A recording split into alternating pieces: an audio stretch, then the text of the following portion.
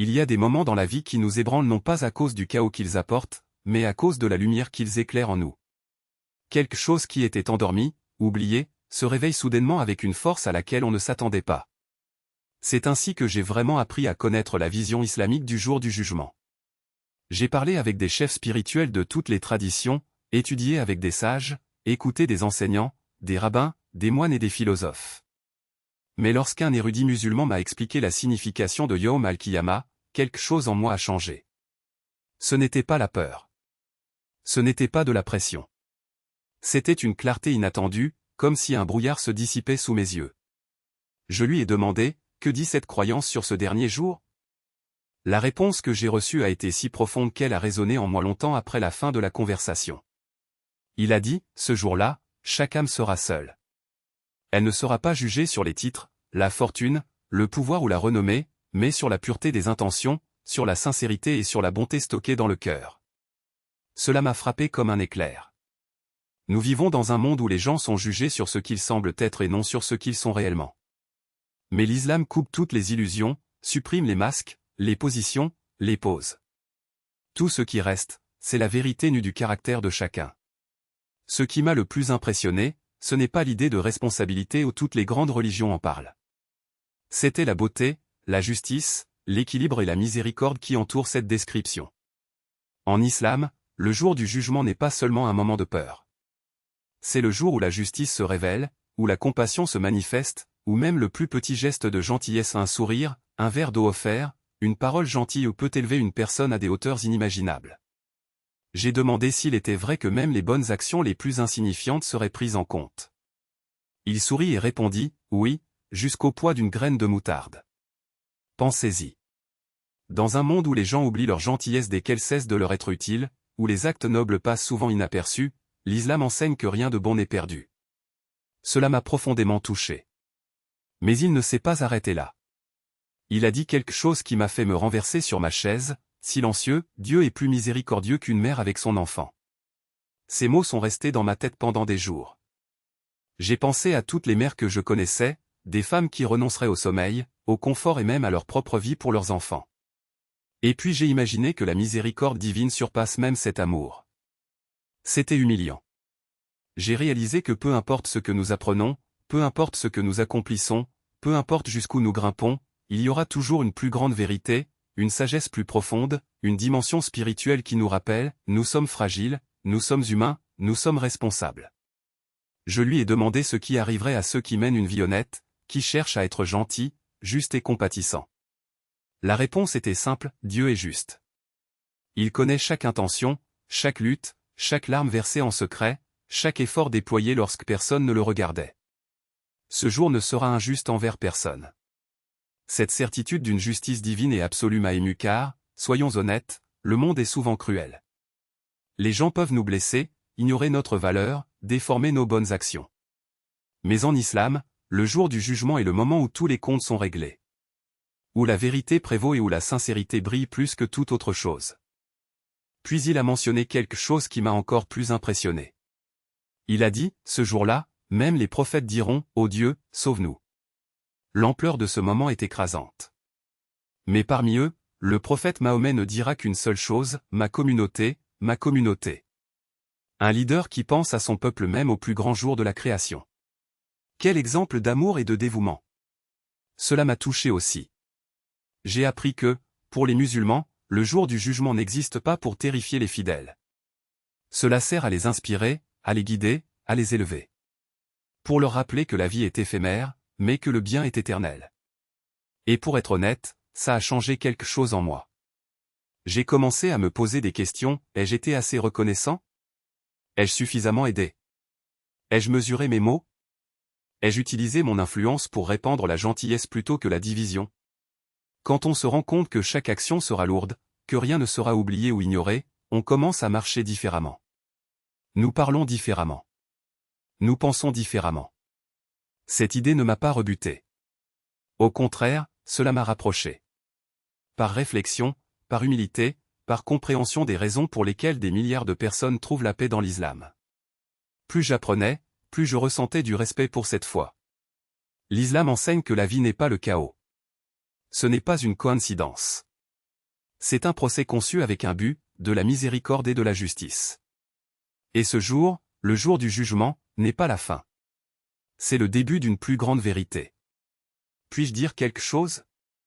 Plus j'explorais cette idée, plus je comprenais que ce n'est pas la peur qui pousse les musulmans à prier, à aider les autres ou à marcher humblement. C'est de l'espoir.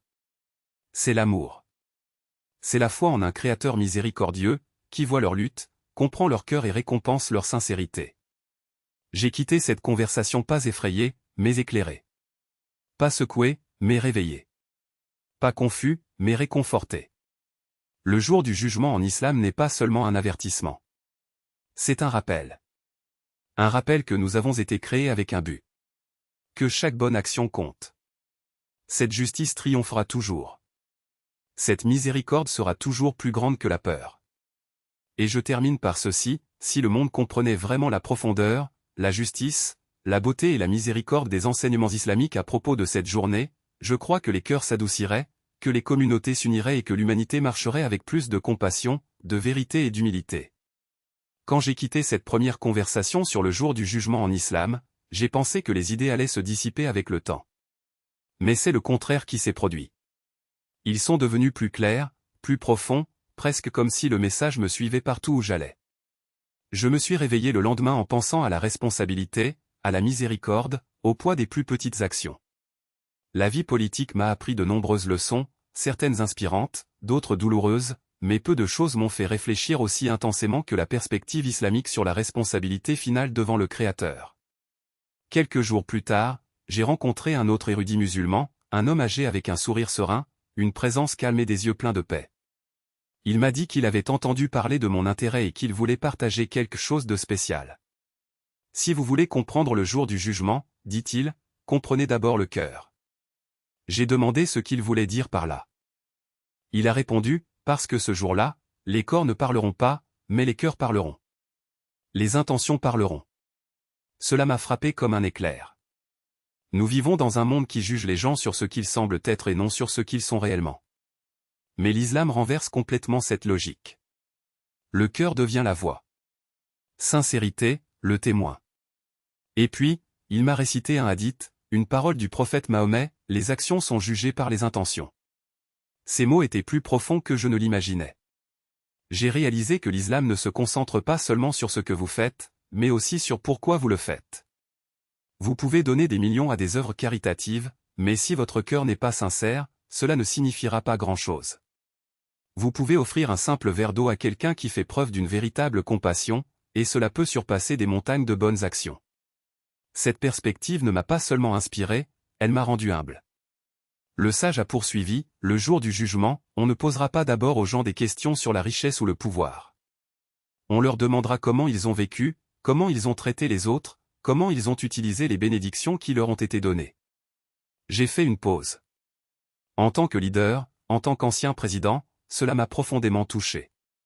J'ai eu la chance d'avoir de l'influence, des opportunités et la capacité de parler à des millions de personnes. Et entendre que chaque bénédiction est aussi une responsabilité a déclenché quelque chose en moi, le désir de repenser la façon dont nous mesurons le succès. L'islam enseigne que le véritable succès n'est pas la gloire. Ce n'est pas de la richesse. Le vrai succès, c'est de se tenir devant Dieu ce dernier jour avec un cœur plein de sincérité et un palmarès plein de compassion. Je restai silencieux et le sage continua avec ce calme serein qui faisait que chaque mot semblait être une fenêtre sur un autre monde. Mais rappelez-vous, Monsieur Obama, que le jour du jugement dernier n'est pas seulement un jour de responsabilité, c'est aussi un jour de miséricorde inimaginable. Je lui ai demandé de m'expliquer davantage sur cette miséricorde. Il m'a raconté des histoires qui m'ont laissé sans voix. Il a déclaré que même lorsque les gens sentent qu'ils n'ont rien à offrir, beaucoup de choses peuvent se révéler, des actes qu'ils ont oubliés, des moments de gentillesse qu'ils tenaient pour acquis, des larmes versées en secret, des prières murmurées avec douleur, un pardon offert en silence. Et chacun de ces petits gestes peut devenir la raison pour laquelle quelqu'un atteint la paix éternelle. L'idée que rien de bon ne se perd dans l'islam m'a émerveillé. Puis il m'a dit quelque chose de si puissant que cela m'a encore secoué, comme les paroles du premier sage, ce jour-là, personne ne sera traité injustement, pas même le poids d'un atome. Pensez-y. Dans un monde plein d'inégalités, où les gens sont confrontés à la discrimination, aux difficultés, aux trahisons et aux mensonges, l'islam enseigne qu'il viendra un jour où tout sera corrigé. Un jour où rien ne sera ignoré et où rien de bon ne restera sans récompense. Pendant qu'il parlait, j'ai senti une profonde prise de conscience m'envahir, la justice humaine est limitée. La justice divine est parfaite. Peu importe à quel point un dirigeant essaie d'être juste, peu importe à quel point un juge agit de manière équilibrée, le jugement humain n'atteindra jamais l'exactitude, la pureté et l'équité du jugement de Dieu. Puis le sage s'est penché en avant et a dit quelque chose qui m'a semblé être un message direct, « Monsieur Obama, lorsque vous comprenez le jour du jugement dernier, vous vivez différemment. Vous marchez différemment. Vous parlez différemment. Vous commencez à diriger avec compassion, pas avec fierté. » J'ai hoché la tête, parce que je savais exactement ce qu'il voulait dire. Lorsque nous intériorisons l'idée que chaque acte a des conséquences éternelles, le cœur s'adoucit. L'ego se calme. Le but devient plus clair.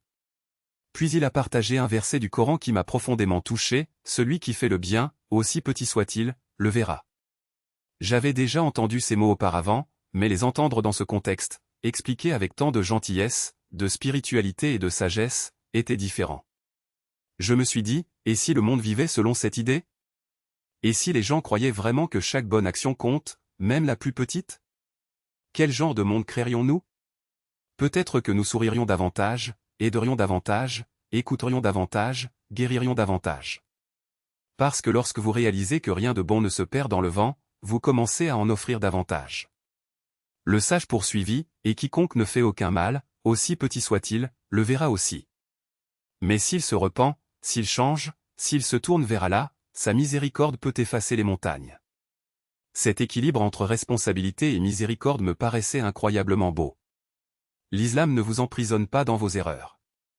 Cela ne vous définit pas par le passé. Il offre des chemins, de nombreux chemins vers la rédemption, le pardon et la transformation.